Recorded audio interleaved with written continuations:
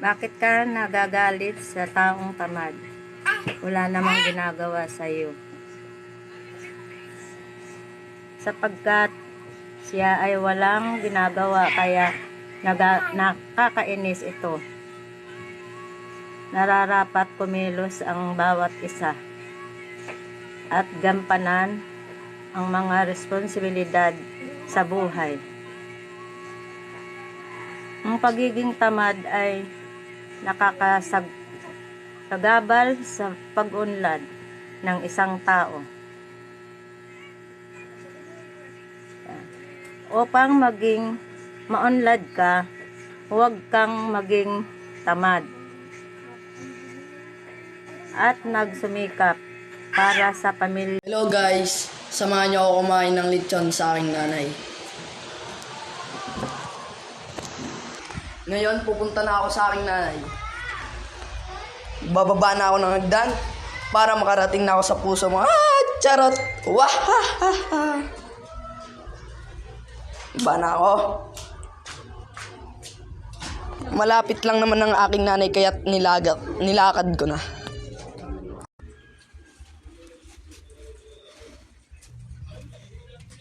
Patungo po siya. Game. Hello guys, nandito na ako sa aking nanay. Tara, samahan niyo ako. Samahan niyo ako kumain. Wow, nalaglag.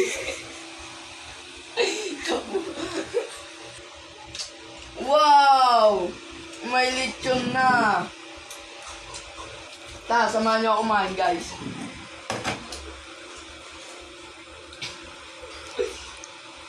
Ano?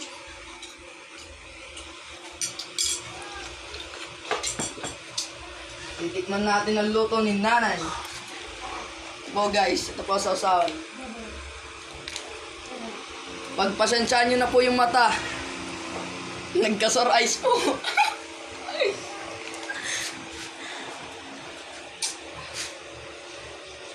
Ara, tikman na natin.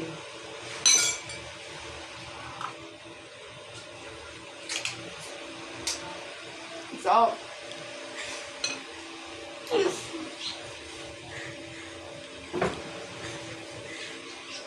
Salita ka.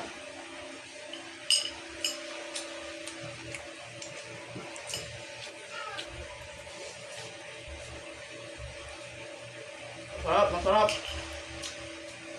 Galing talaga magluto ng aking nanay. Anong pangalan ng nanay mo?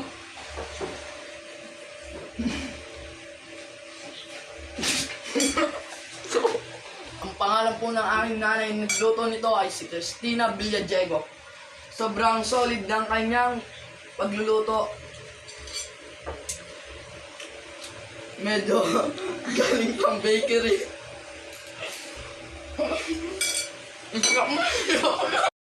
Yun lang po. Maraming salamat. Afternoon everyone. So bakit nga ba tayo karit sa mga taong parang tamad? Di ba parang nakakainis kasi? Wala namang makitang ginagawang effort, pero alam niyo minsan, dapat nating alamin ang buong story ng bago tayo mag-judge. Imagine mo to. Baka may mga bagay lang sa buhay nila na hindi natin alam. Baka may pinagdadaanan sila. Mga problema na hindi natin nakikita. Hindi natin alam kung may depression, lack of inspiration, o kahit financial struggle sila. Kahit na nakakainis, mas maganda siguro may understanding tayo. Hindi natin alam ang struggles ng bawat isa. At baka tayo pa mismo maging inspirasyon para sa kanila na magbago. As a student, may chance tayo maging influencers ng positive change. Instead na magalit, pwede tayo maging support system sa isa't isa. Who knows? Baka tayo pa maging trigger ng positive transformation sa kanilang buhay. So sa halip na maging judgmental, subukan natin maging understanding at supportive. Malay mo, sa simpleng suporta natin, magbago ang pananaw nila at maging mas makulay ang kanilang buhay. Maraming salamat. Yan. Hello, good evening po sa inyong lahat. Ako pala si Annilyn. Napili ko pong topics ngayong binigay ni Kuya Mon is, sa task na to is, number 10. Number 10, yung pamagat nito ay, mamili ka ng isang tao sa barangay mo, ang isang taong hinahangaan mo. So, number 10 yung napili ko. Number 10, ang hinahangaan ko sa barangay natin is nanay ko. Alam niyo po kung bakit. Kasi sobrang laking pasasalamat po na may nanay pa po. Yun po. Si nanay po yung hinahangaan ko kasi sobrang sipag niya po. Sobrang mapagmahal siya sa mga anak ko, syempre. Tapos, yun po. Hinahangaan ko po siya kasi kahit may pamilya na po ako, tinutulungan niya pa rin po ako. Hindi niya po kami binibitawan ng mga anak. Kaya sobrang pasasalamat ko kasi binibigyan pa siya ni Lord ng mahabang buhay. Tapos kahit sa buong mundo ko siya pakilala, sobrang proud na proud ako sa kanya. Sobrang thankful talaga ako kay God kasi siya yung binigay niya sa akin. Siya yung nanay ko na matulungin, mapagmahal sa mga anak ko. Tapos sobrang niya po sa akin. Sobrang kahit minsan alam niya na nag-aaway pero sobrang mahal na mahal po. Pinagmamalaki ko po yan, tapos hinahangaan ko po talaga yan. Sa sobrang kasipagan niya, sa sobrang matyaga niya. Sa buhay, syempre ngayon mahirap ang buhay. Kaya sobrang thankful talaga ako. Tapos yun lang, maraming salamat. Yan po. Yan po si nanay. Nananahi po. Sobrang sipag niya po. Nanay, hi ka. Kaya sa mga kabarangay po natin dyan, o kaya sa buong mundo, ito po ang nanay ko. Ang hinahangaan ko kasi sobrang sipag niya at sobrang mapagmahal sa mga anak ko. Thank you po. Hi guys! Ako nga pala si Rose Ann Limbo. Ang napili kong topic na binigay sa amin ni Kuya Mon ay number 5. Magsayaw na parang nagsusumba at magturo na kailangan na mag-exercise. Kaya guys, tara, turuan ko na kayo. Let's go!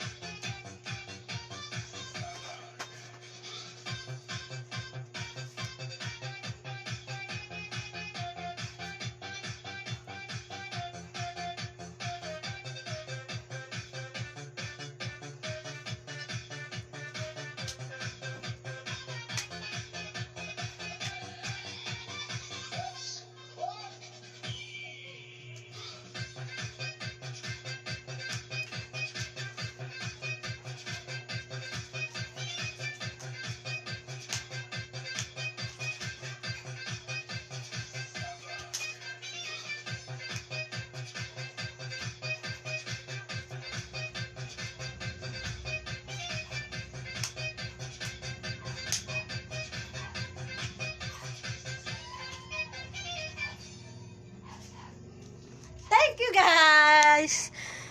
Hi guys, subukan natin mag-makeup. Ito ang ating gagamitin.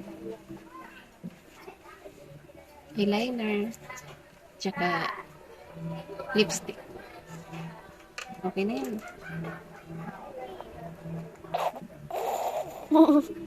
Ito pa mo dyan,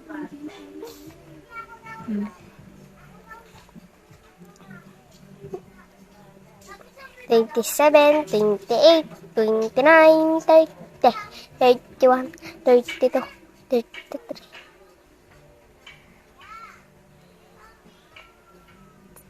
Sabi ko yung timpang mo.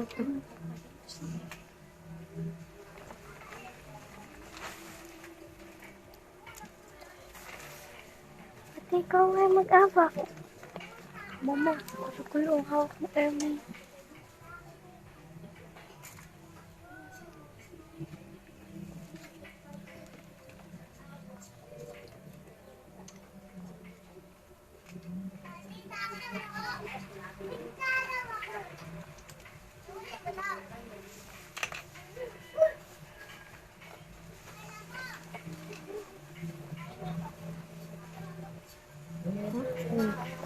Mata.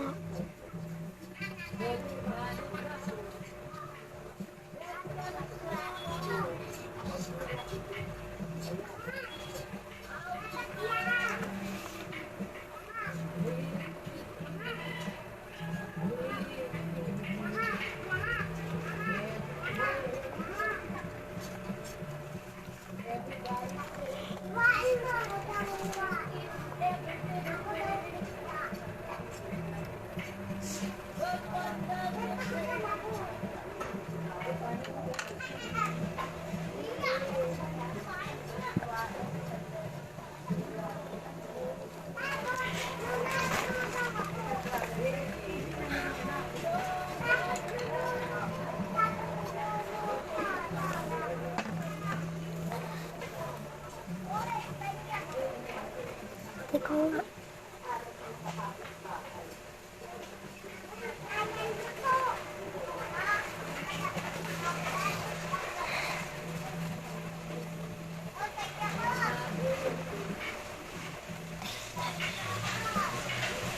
Okay na ba, May? Yes. Bye! Magandang araw sa inyong lahat. Ako po si Alice Cordero, isa sa mga empleyado ni Mon Era.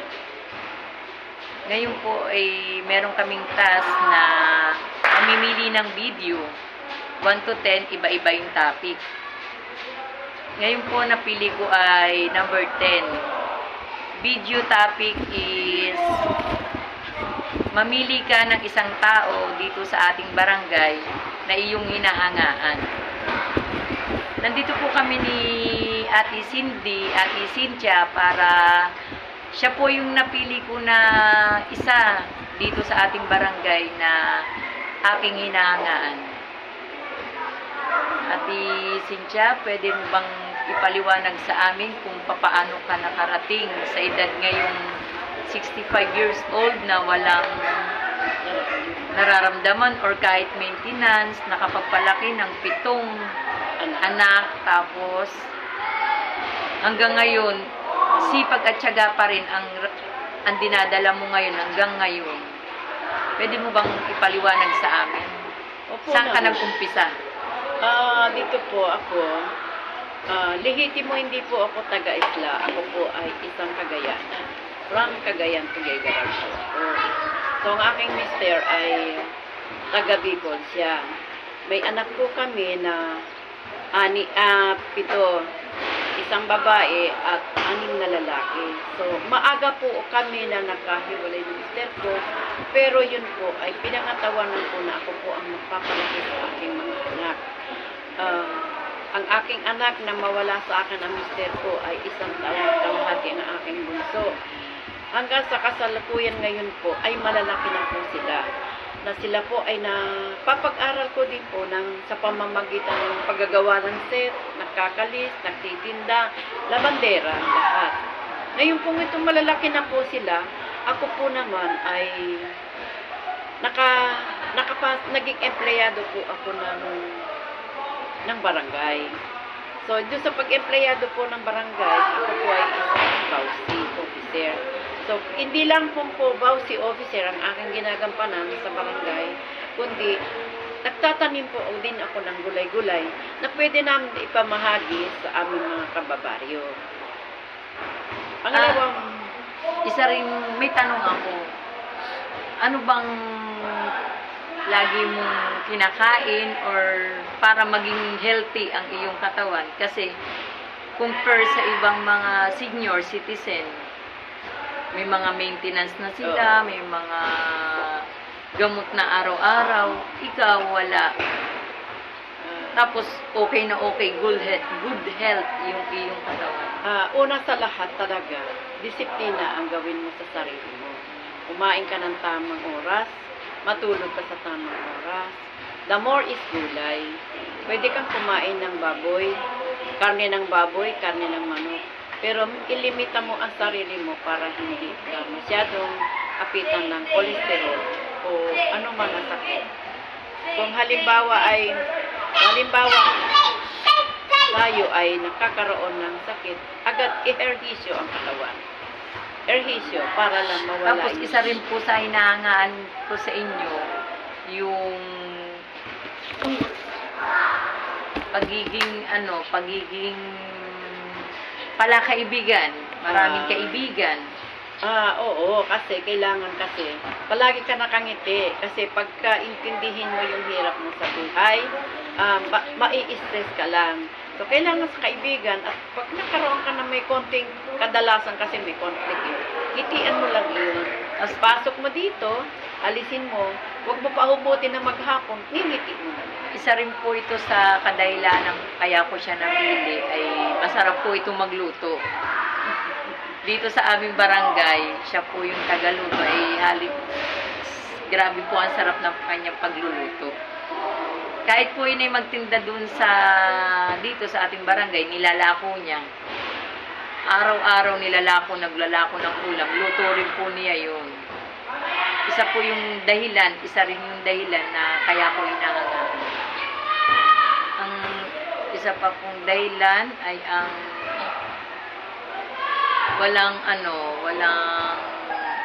wala kang makikitang sa kanyang sakit ng yung stress ba, yung pag-iisip sa kanya na sasabihin na problema siya, wala, parang nire-relax niya lang ang kanyang buhay na habang nabubuhay may pag-asa, hindi mo siya mararamdaman ng stress. Yun lang po, at doon po nagtatapos ang aming video. Ang aking video na isa sa isang tao dito sa ating barangay na aking hinahangaan. Si Ate Cynthia Adolfo. That's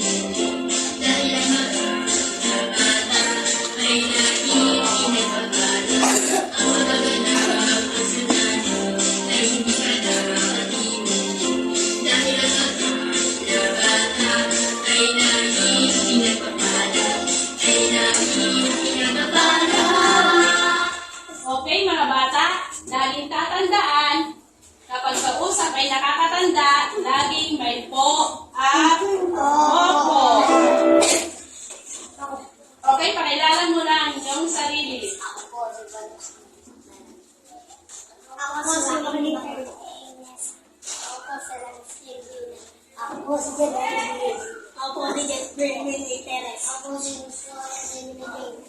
Ako si Mustafa Militeres. Ako si Christopher. Ako si Larry Sortes. Ako si Orton Distan. Ako si Stephen.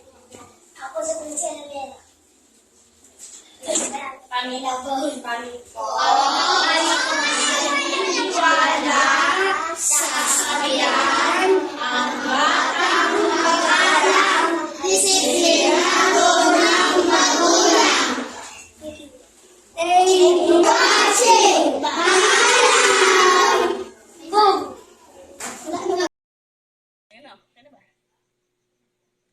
Hi guys! Ito ang aming bungo at saka kiniyasan. Ito yung dati namin pinaglalaro ng aking sister, Sister Marie Chris. Magbabalik kami sa pagkabata ng aking sister.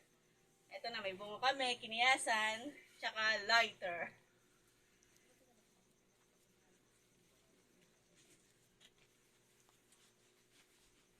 Ayun na. Ito na, sisindihan na namin. Ingat sa lighter, sa apoy.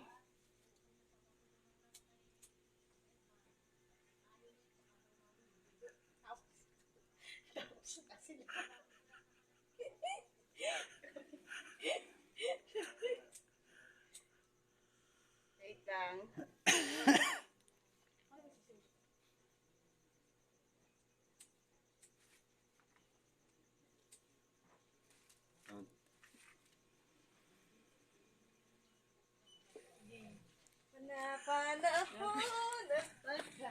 Kaya yan guys, so ginaga.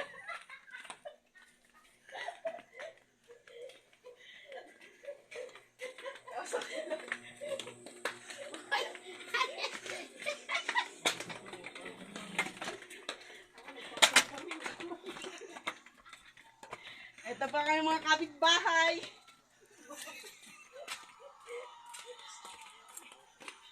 Sila magbahan. Patay na sila guys. Hello guys! Magmi-make up po tayo. Ito po ang ating gagamitin. At ito po ang ating lipstick. At ito pa po ang ating eyeliner. Simulan na po natin.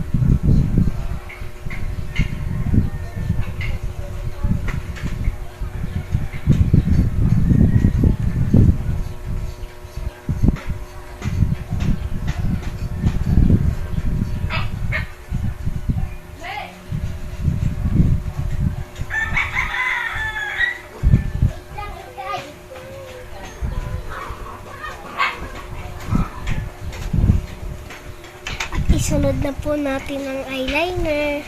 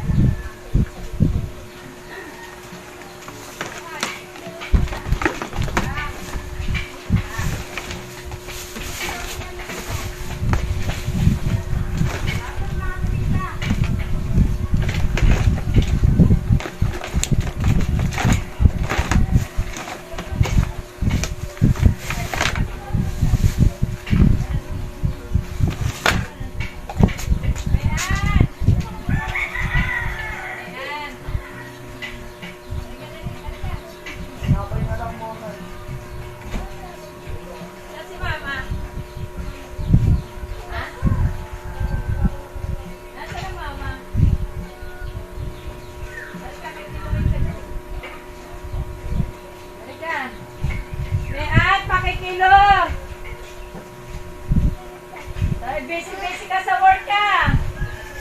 Alice! Ah! Napinaalam mo na ba yung tinatawag mo si Kaya sa akin? Ulit ako muna. Tinatawag ko. Huwag na, ulitin mo na po. Ulitin mo na. Dali mo dito ha. Jermaine, ano? Magpunta ka sa bahay.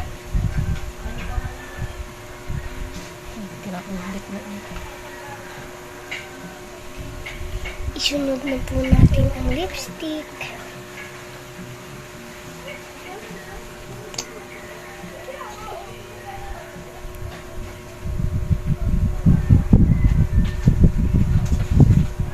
Mama, punta na kay Sky!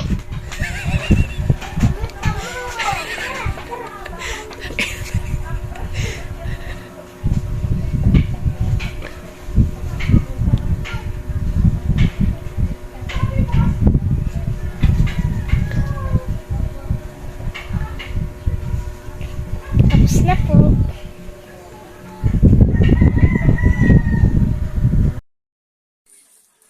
Hello guys, for today's video, magpiprito ko ng itlog. Okay, para mas mabilis ang oras, madali lang. Painitin ng kawali. Ito na, niready ko na, painitin ng kawali. Tapos lalagyan lang siya ng mantika. Ayan. Tapos, pag mainit na ang mantika, tsaka natin ilalagay ang itlog. Siyempre, magre-ready rin tayo ng asin. Pampalasa.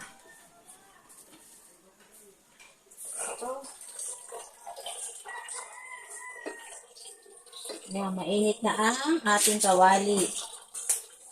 Lagay na tayo ng isang itlog. Tapos, konting asin. Ayan.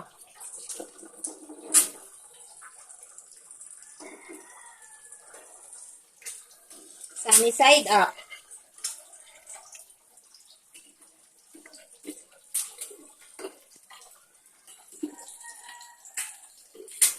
Ayan, guys, oh. Sunny side up. Lagyan muna natin ng konting mantika para maluto rin yung ibabaw. Ayan, guys. Okay. Pwede natin baligtarin para lutong-luto. Kasi yung iba ayaw ng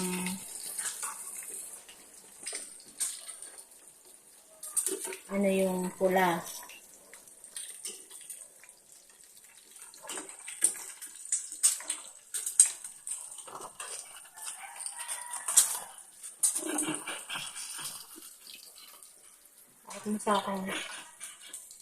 Okay guys, so nakaluto na tayo ng isang itlog for today's video. Pritong itlog. Bye-bye!